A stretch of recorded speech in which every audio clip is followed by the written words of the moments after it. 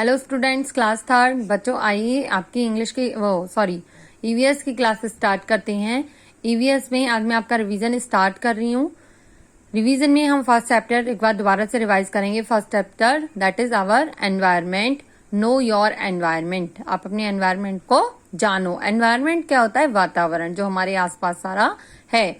Our environment is our surrounding, जो हमारी चारों तरफ है हमारा environment. When we wake up in the morning, जब हम मॉर्निंग में जगते हैं, we see many things around us, हम अपने आसपास बहुत सारी चीजें देखते हैं। We see many things around us, हम अपने आसपास बहुत सारी चीजें देखते हैं। These things makes us our environment, यही चीजें हमारा क्या बनाती हैं? एनवायरमेंट बनाती हैं। जो हमारे चारों तरफ चीजें होती हैं उन्हीं से हमारा एनवायरमेंट बनता है ना। At home our parents, the things at home and plants are included in our environment.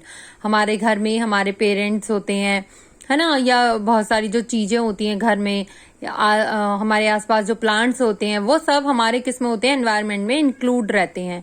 When we go out of our home, जब हम अपने होम से बाहर जाते हैं, we see lots of more such as our neighbourhood, तो हम अपने आसपास अपने पड़ोस में बहुत सारी चीजें देखते हैं, like park, building, river, flyover etcetera, है ना। ये सभी चीजें देखते हैं ना। All these things are included in our environment, ये सभी चीजें हमारे एनवायरमेंट में इंक्लूड रहती हैं। Concept of environment, our environment includes living and non living things around us. हमारे एनवायरमेंट में लिविंग और नॉन लिविंग दोनों चीजें इंक्लूड रहती हैं। बच्चों चैप्टर को ध्यान से सुनना, ध्यान से इसको खुद भी रीड करना। चैप्टर के अंदर से ही मैं आपसे क्वेश्चन पुट अप करूंगी, ठीक है। The non-living components of our environment are land, water and air. अब देखो non-living things कौन सी हैं? Land, water and air. The living components, germs, plants, animals and people. अब ये आपको पता होना चाहिए कि non-living कौन सी है, living कौन सी है, ठीक है। Clear?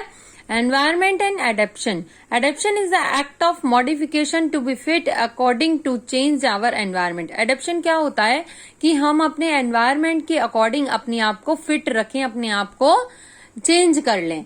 Like कभी समर होता है, कभी विंटर होता है, तो हमें उसके अकॉर्डिंग अपनी बॉडी को, अपने आप को उसके अकॉर्डिंग ढालना पड़ता है ना। या जो देखो, जो लोग एकदम पहाड़ी इलाकों में रहते हैं, एकदम बर्फीले इलाकों में रहते हैं, उनको वहां रहने की हैबिट होती है, वो अपने आप को वहां उस तरीके से ढाल चुके हैं कि हमें यहाँ पर किस तरीके से रहना है। All the plants and animals adjust to environment in which they are born and live. जब जो प्लांट्स होते हैं और एनिमल्स होते हैं, वो अपने आप को जब वहाँ बॉर्न होते हैं और वहां जीते हैं, तो अपने आप को उस एनवायरमेंट के अकॉर्डिंग ही ढाल लेते हैं। अब देखो यहाँ पर दिया है camel, the ship of dessert. Ship of dessert कौन है? Camel. The water in the desert is very hard to find. desert में जो रेगिस्तान का एरिया होता है, वहां पर वाटर को फाइंड करना, वाटर मिलना बहुत मुश्किल होता है। The camel has adjust itself as per its environment. तो कैमल वहां पर डिजर्ट एरिया में ही मिलता है ना, रेगिस्तान एरिया में मिलते हैं ना कैमल, तो वहां पर वो अपने आप को उस एनवायरमेंट के अकॉर्डिंग चेंज कर लेते हैं, एडजस्ट कर लेते हैं। It can live longer without water, वह बहुत टाइम तक अपने आप को बिना पानी के रख सकते हैं। देन एनी अदर एनिमल, और अदर एनिमल की अपेक्षा, मतलब और कोई एनिमल ऐसे नहीं रह सकता ना, क्योंकि उसको वहां रहने की हैबिट हो जाती है। It stores its food and water in its hump. जो कैमल होता है उसके ऊपर देखो एक ऐसे बना हुआ होता है ना, उसको क्या बोलते हैं? हम्प। वो अपना फूड और वाटर जो है वो उसमें स्टोर करके रखता है ना। काफी दिन तक वो उसी से अपना फूड और वाटर उसी में से लेता है, क्योंकि डेली पानी वहां मिलता ही नहीं है। The high hilly areas receives a good amount of snowfall.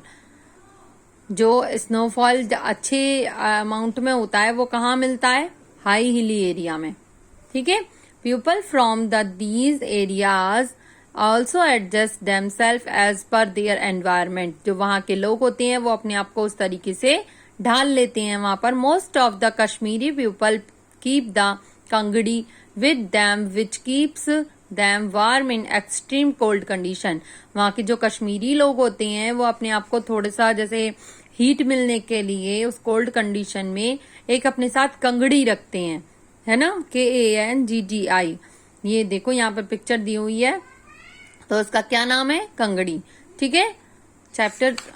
अब आगे है नीड ऑफ क्लियर एनवायरमेंट। अपने एनवायरमेंट को क्लियर रखने के लिए क्या करना चाहिए, फॉर बेटर एनवायरमेंट को बेटर बनाने के लिए, अच्छा बनाने के लिए, all it's component should be protected from pollution and the surrounding should be clean.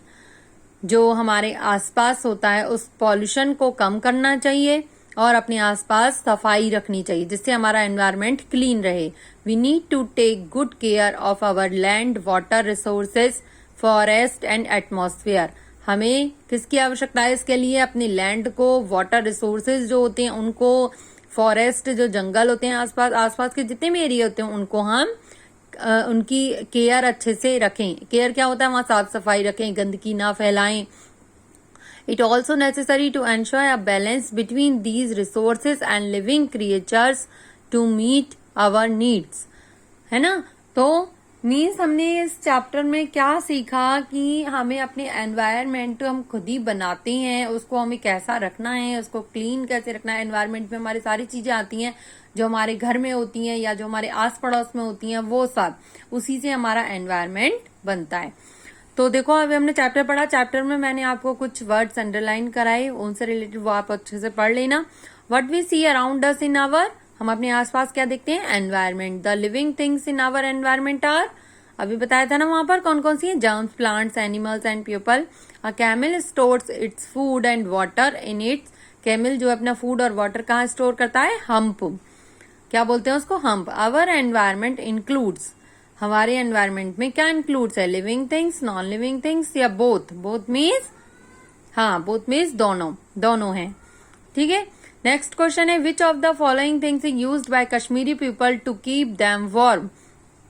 गर्मी के लिए थोड़ा सा कश्मीरी लोग क्या यूज करते हैं, kangri, tandoor, none of these. None of these का मतलब है इनमें से कुछ नहीं, कंगड़ी, है ना। The act of adjusting itself as per environment is called, अपने आप को एनवायरमेंट के अकॉर्डिंग ढालने को क्या कहते हैं, playing, adaptation, none of these, adaptation.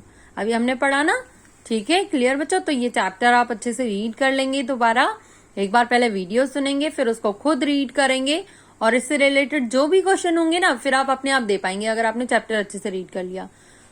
आज के लिए इतना ही, थैंक यू।